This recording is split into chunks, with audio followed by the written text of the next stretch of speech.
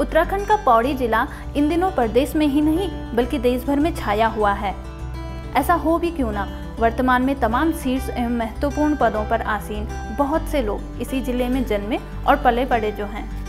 थल सेना प्रमुख जनरल बिपिन रावत और राष्ट्रीय सुरक्षा सलाहकार अजीत डोभाल से लेकर हाल ही में देश के सबसे बड़े राज्य उत्तर प्रदेश के मुख्यमंत्री बने आदित्यनाथ योगी तक ऐसी शख्सियतों की अच्छी खासी फहरिस्त है जो पौड़ी जिले के मूल निवासी हैं।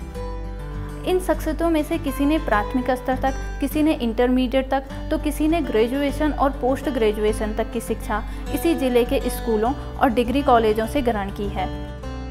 ऐसे में बहुत से लोगों को यह लगना स्वाभाविक है कि पौड़ी जिले में शिक्षा का स्तर बेहद उम्दा होगा, लेकिन हकीकत इसके बिल्कुल उलट है। जिले के तमाम सारे स्कूल ऐसे हैं जो बस केवल रस्म अदायगी के लिए चल रहे हैं। पौड़ी में स्कूलों की हालत बयां करने के लिए ये तस्वीरें ही काफ़ी हैं। ये स्कूल पोखरा विकासखंड स्थित गढ़हरी गांव का प्राथमिक स्कूल है।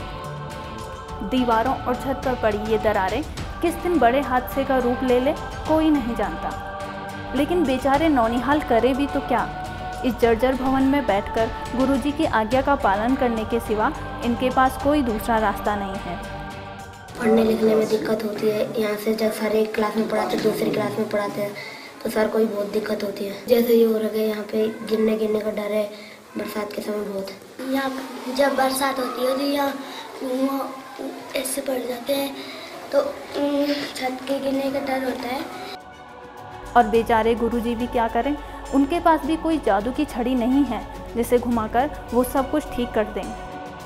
50 बच्चों की संख्या वाले इस स्कूल में केवल एक शिक्षक तैनात है। इन शिक्षक के पास प्रधानाचार्य से लेकर अध्यापक और मिड डे मील की व्यवस्था का संचालन करने से लेकर अन्य जरूरी राजकीय काम निपटाने का जिम्मा भी है। यहाँ पे वर्तमान में जो छात्र संख्या 51 है और एक सिंगल अकेला में अध्यापक यहाँ पे अध्ययनरत है। यहाँ पे बच्चों की संख्या घटने बढ़ने में जो है वो तो क्या करना है, यहाँ पे अध्यापकों की कमी है।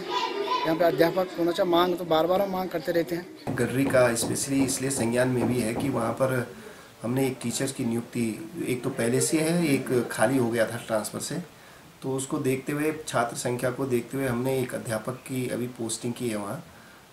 लेकिन मामला थोड़ा माननीय उच्च न्यायालय से संबंधित होने के कारण ये प्रत्यावेदन फिर उच्च स्तर पर लंबित है।